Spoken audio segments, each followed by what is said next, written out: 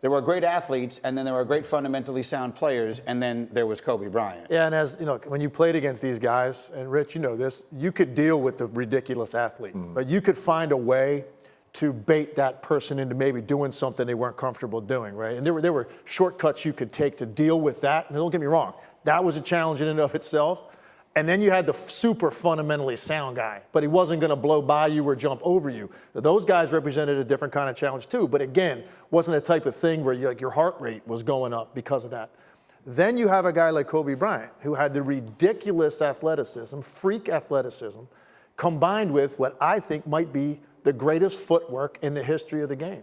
When you look at his ability to turn either shoulder, to pivot off either foot, to go either direction, he had no weakness whatsoever as a player. So when you combine the two things in one, now what you have is a nightmare on your hands. And that's what Kobe was to defend. And the other thing, Richard, was, and I played 10 years in the league, and Michael Jordan won 6 titles during that time. So I got to play against him a lot too. Barely got Kobe at the very beginning of his career.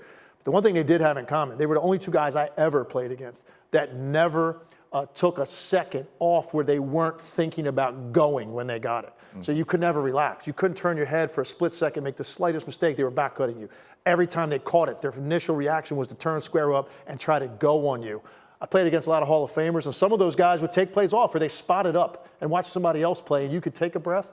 Not the case with those. Look, I played against prime Kobe and MJ on his comeback, and when I tell you, he was the first person, Kobe Bryant was the first person that when a play was called, he's like, they're running fist up, 5 down, watch the back cut. Like he was like a free safety in their defense. So to your point, when you combine the physical ability where, okay, he's one of the top 3 athletes, when you combine the footwork and the technique and how hard he worked there, and then you combine the mental, the ability to focus in and help his teammates. It was like you were sitting out there and you were going against a one-man machine and everything was built around him. What were your conversations like with your teammates before you had to face Kobe? Like, how were you going to stop him? Well, it was, did you get some rest? Because you knew that it was going to be on both sides. Now, I was so fortunate to play with Vince Carter for multiple years. And, he always wanted that challenge. Like Kobe always, it didn't matter if it was T-Mac, it didn't matter who it was, he took that challenge. And so against Vince Carter, he would go and just try.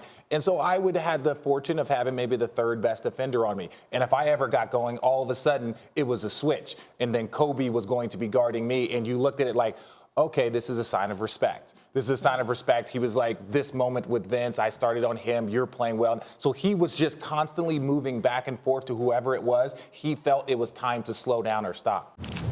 More than even rejoicing in the success and the winning and everything else, you're driven by a fear of failing, and I think that's what Kobe experienced. And so as a result, when you can finally relax, take a breath from all that, knowing you gave everything to the game, your focus turns to this right here. And I think about the moments that I was able to be fortunate enough to coach my kids, and man, the countless tournaments and AAU games I coached both my children, and the moments like this, just being in the gym with them, rebounding for them, having fun with them, driving to tournaments, talking in the car, getting ready for the games, like all of those things. Like that's what I look so forward to as a dad. Kobe obviously was getting into that phase, and he's right about, I'm sure he probably had no intention maybe of going down that road with Gianna. You have to wait to see, are my children going to take a loving of this game the way that I did?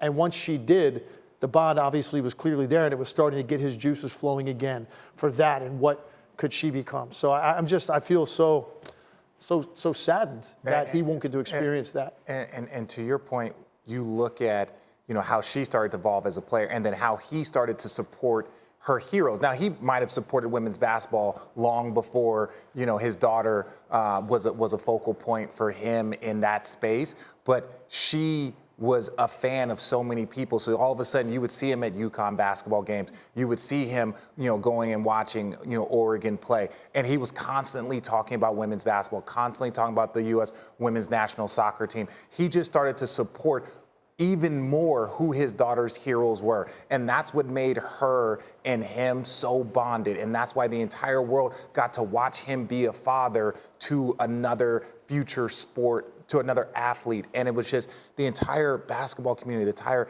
female and male sports world were all watching him grow up. Like we talked about, it was a reality show. He started at 17, and we watched him do every aspect of his career, including being a father. Her favorite NBA player was Trae Young.